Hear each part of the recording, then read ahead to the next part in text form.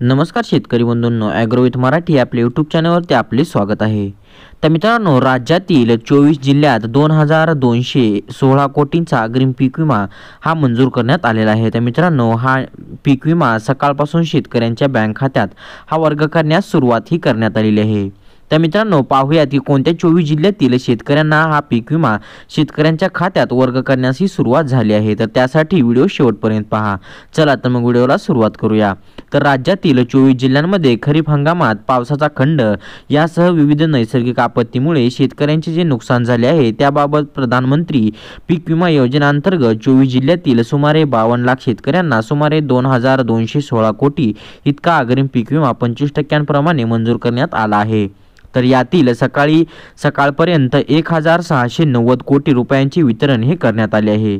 तर सुमारे 634 कोटी रुपयांचे वितरण वेगाने सुरू आहे। तर अशी माहिती आज प्रश्नोत्तराच्या तासात कृषी मंत्री धनंजय मुंडे यांनी एका प्रश्नाच्या उत्तरादरम्यान ही दिली आहे। तर 24 जिल्ह्यात स्थानिक जिल्हा प्रशासनाच्या माध्यमातून झालेल्या नुकसानीला अनुसरून संबंधित विमा कंपन्यांना 25% अग्रिम पीक विमा देण्याबाबत जिल्हा प्रशासनाच्या स्तरांवरून अधिसूचना काढण्यात आल्या होत्या। मात्र त्याविरोधात काही कंपन्यांनी जिल्हा प्रशासन व विभागीय स्तरांवर अपील हे केले होते।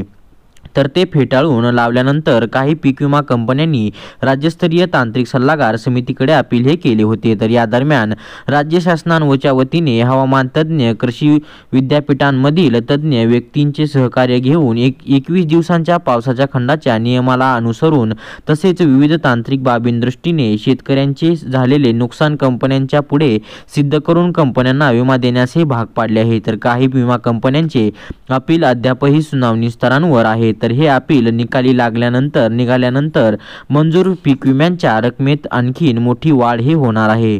तर असे देखील धनंजय मुंडे यांनी स्पष्ट केले आहे।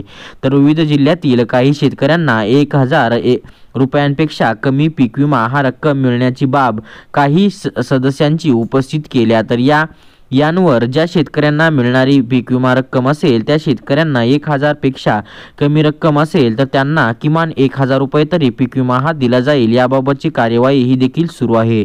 तर असे देखील धनंजय मुंडे यांनी स्पष्ट केले आहे। तर आमदार एकनाथ खडसे यांनी केडी पीक विमा व आमदार जयंत पाटील यांनी भात शेतीचे झालेले नुकसान यावर कृषी मंत्र्यांचे लक्ष वेधले। तर धनंजय मुंडे यांनी सर्व प्रश्नांच्या सकारात्मक व समाधानकारक उत्तर देत शासनाकडे ही बाजू मांडली आहे। तर मित्रांनो, याचबरोबर शेतकऱ्यांना आज सकाळपासून शेतकऱ्यांच्या खात्यात हा पीक विमा जमा करण्याची सुरुवात झालेली आहे। तर उर्वरित शेतकऱ्यांना देखील 25% अग्रिम रक्कम ही लवकरच शेतकऱ्यांच्या खात्यात ही वर्ग करण्यात येणार आहे। तर मित्रांनो, कशी वाटली आजची माहिती ही कमेंट बॉक्समध्ये नक्की कळवा व असेच नवनवीन व्हिडिओ पाहण्यासाठी आपल्या चॅनलला सबस्क्राईब करून शेजारचे बेल नोटिफिकेशन ऑन करा। धन्यवाद।